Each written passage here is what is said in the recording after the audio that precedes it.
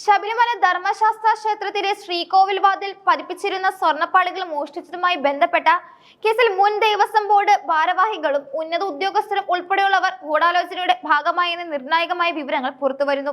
Crime branch മേധാവിയുടെ നേരിട്ടുള്ള മേൽനോട്ടത്തിൽ നടക്കുന്ന പ്രത്യേക അന്വേഷണ സംഘം കോടതിയിൽ സമർപ്പിച്ച പുതിയ റിപ്പോർട്ടിലാണ് ഭക്തിയുടെ മറവിൽ നടന്ന ഈ വൻ കൊള്ളയുടെ ഞെട്ടിപ്പിക്കുന്ന വിവരങ്ങൾ അക്കമിട്ട് നിരത്തുന്നത്. മുൻ Devaswom board president A Padmakumar, മുൻ commissioner N Vasu, Thiruvabharanam commissioner KS Baiju എന്നിവരടക്കമുള്ള 8 പേർ കേസിൽ പ്രതിപട്ടികയിലുണ്ടെന്നും ഇവർക്കെതിരെ ശക്തമായ തെളിവുകൾ ലഭിച്ചിട്ടുണ്ടെന്നും അന്വേഷണ ഉദ്യോഗസ്ഥർ വ്യക്തമാക്കുന്നു. ദേവസ്വത്തിന്റെ അമൂല്യമായ സ്വത്തുക്കളും ഭക്തർ സമർപ്പിച്ച കാണിക്കകളും സംരക്ഷിക്കാൻ നിയമപരമായി ബാധ്യസ്ഥരായ ഉന്നത ഉദ്യോഗസ്ഥർ തന്നെ പ്രതികളുമായി ചേർന്ന് അവിശുദ്ധ കൂട്ടുകെട്ടുണ്ടാക്കി സാമ്പത്തിക ലാഭം കൊയ്യാൻ ശ്രമിച്ചുവെന്നത് അതീവ ഗൗരവകരമായ കുറ്റമായാണ് ക്രൈംബ്രാഞ്ച് വിലയിരുത്തുന്നത്. ക്ഷേത്രത്തിലെ ശ്രീകോവിൽ വാതിലിലെ ദ്വാരപാലക ശില്പങ്ങൾ, ദശാവതാര രൂപങ്ങൾ പതിപ്പിച്ച പാളികൾ, അയ്യപ്പ വിഗ്രഹത്തിന് പിന്നിലെ പ്രഭാമണ്ഡലം എന്നിവയിൽ നിന്നെല്ലാം അതിവിദഗ്ധമായ സ്വർണം അപഹരിക്കപ്പെട്ടുവെന്ന് അന്വേഷണത്തിൽ വ്യക്തമായിട്ടുണ്ട്. ശിവരൂപങ്ങളും വ്യാളി രൂപങ്ങളും കൊത്തിവെച്ച പ്രഭാമണ്ഡലത്തിലെ സ്വർണവും ഇത്തരത്തിൽ കവർച്ച ചെയ്യപ്പെട്ടവയിൽ ഉൾപ്പെടുന്നു. ഈ വൻ തട്ടിപ്പിന്റെ തിരക്കഥ ആരംഭിക്കുന്നത് 2019-ലാണ്. ശ്രീകോവിലിന്റെ വാതിൽ കട്ടളയിൽ പതിപ്പിച്ചിരുന്ന പാളികളെ കുറിച്ചുള്ള ഔദ്യോഗിക രേഖകളിൽ സ്വർണം പൂശിയ ചെമ്പുപാളികൾ എന്ന് കൃത്യമായി രേഖപ്പെടുത്തിയിരുന്ന സ്ഥാനത്ത് പിൽക്കാലത്ത് സ്വർണം പൂശിയ എന്ന ഭാഗം ബോധപൂർവ്വം വെട്ടിമാറ്റുകയും പകരം വെറും ചെമ്പുപാളികൾ എന്ന് മാത്രം രേഖപ്പെടുത്തുകയും ചെയ്തു. ഈ തട്ടിപ്പ് നടത്താനായി കൃത്യമായ ആസൂത്രണത്തോടെ ചെയ്തതാണെന്നും ക്രൈംബ്രാഞ്ച് ഇത് പറയുന്നു.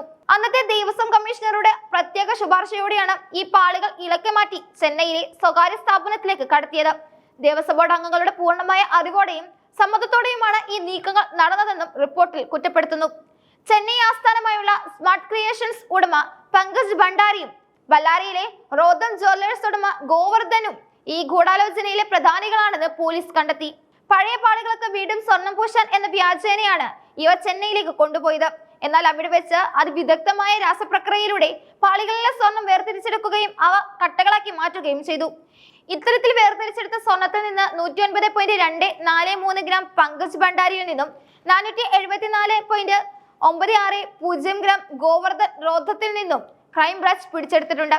എന്നാൽ പാളികളിൽ യഥാർത്ഥത്തിൽ ഉണ്ടായിരുന്ന സ്വർണത്തിന്റെ അളവ് ഇതിനേക്കാൾ എത്രയോ മടങ്ങ് കൂടുതലാണെന്നാണ് അന്വേഷണ സംഘത്തിന്റെ നിഗമനം. ഇതിന്റെ കൃത്യമായ അളവ് ശാസ്ത്രീയമായി നിർണ്ണയിക്കുന്നതിനായി പാളികളുടെ സാമ്പിളുകൾ VSSCയിലെ ലബോറട്ടറിക്ക് അയച്ചിരിക്കുകയാണ്. പരിശോധന ഫലം പുറത്തു വരുന്നതോടെ നഷ്ടപ്പെട്ട സ്വർണത്തിന്റെ യഥാർത്ഥ മൂല്യം വ്യക്തമാകുമെന്നും പ്രതികളുടെ കുറ്റം കൂടുതൽ തെളിയുമെന്നും പോലീസ് വിശ്വസിക്കുന്നു. ശ്രീകോവിൽ വാതിൽ പോലുള്ള അതിപാവനമായ ഇടങ്ങളിൽ നിന്ന് സ്വർണ്ണപ്പാളികൾ ഇളക്കി മാറ്റുമ്പോൾ ഒരു സ്വർണ്ണപ്പണിക്കാരന്റെ സാന്നിധ്യം നിയമപരമായി നിർബന്ധമാണ്.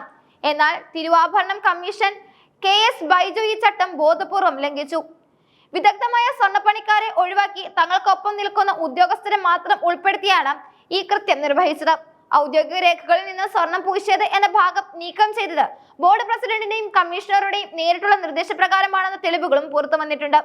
സ്വർണത്തിന്റെ അളവ് തിട്ടപ്പെടുത്തുന്നതിലും രേഖപ്പെടുത്തുന്നതിലും ഇവർ അതീവ ജാഗ്രതയോടെ തിരിമറികൾ നടത്തി.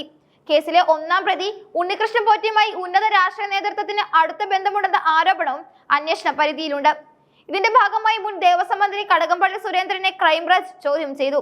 മന്ത്രിയുടെ മുൻകാല വിദേശ യാത്രകളെക്കുറിച്ചും ബംഗളൂരുവിൽ വെച്ച് പ്രതികളുമായി കൂടിക്കാഴ്ച നടത്തിയെന്ന മൊഴികളെക്കുറിച്ചും അന്വേഷണം പുരോഗമിക്കുകയാണ്.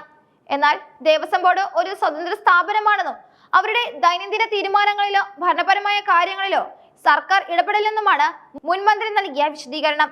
എങ്കിലും ഭരണതലത്തിലുള്ള ആരുടെയെങ്കിലും ഒത്താശയില്ലാതെ ഇത്രയും വലിയൊരു തട്ടിപ്പ് ശബരിമലയെ പോലൊരു ക്ഷേത്രത്തിൽ നടക്കില്ലെന്നാണ് അന്വേഷണ സംഘത്തിന്റെ വിലയിരുത്തൽ. നിലവിൽ പ്രതികളായ ഉണ്ണികൃഷ്ണൻ പോറ്റി, പങ്കജ് ഭണ്ഡാരി, ഗോവർദ്ധൻ റോധം എന്നിവരെ ഒരേ സമയം ഒരുമിച്ചിരുത്തി ചോദ്യം ചെയ്യാനാണ് ക്രൈംബ്രാഞ്ചിന്റെ ഇപ്പോഴത്തെ തീരുമാനം. ഇവർ നൽകുന്ന മൊഴികളിലെ വൈരുദ്ധ്യങ്ങൾ പരിശോധിക്കുന്നതിലൂടെ ഗൂഢാലോചനയുടെ ആഴം വ്യക്തമാകും. പ്രാഥമിക കണക്കുകൾ പ്രകാരം ഏകദേശം 1 കിലോയോളം സ്വർണം അപഹരിക്കപ്പെട്ടിട്ടുണ്ടെങ്കിലും VSSCയിലെ പരിശോധന ഫലം വരുമ്പോൾ ഇത് ഗണ്യമായി വർദ്ധിക്കാനും സാധ്യതയുണ്ട്.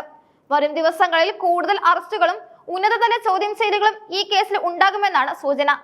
ഭക്തജനങ്ങളുടെ വിശ്വാസത്തെയും ക്ഷേത്രത്തിന്റെ പവിത്രതയെയും ചോദ്യം ചെയ്തുകൊണ്ടുള്ള ഈ വലിയ അഴിമതി കേസ് കേരള പോലീസിനെ സംബന്ധിച്ചിടത്തോളം അതീവ വെല്ലുവിളി ഉയർത്തുന്ന ഒന്നായി മാറിയിരിക്കുകയാണ്.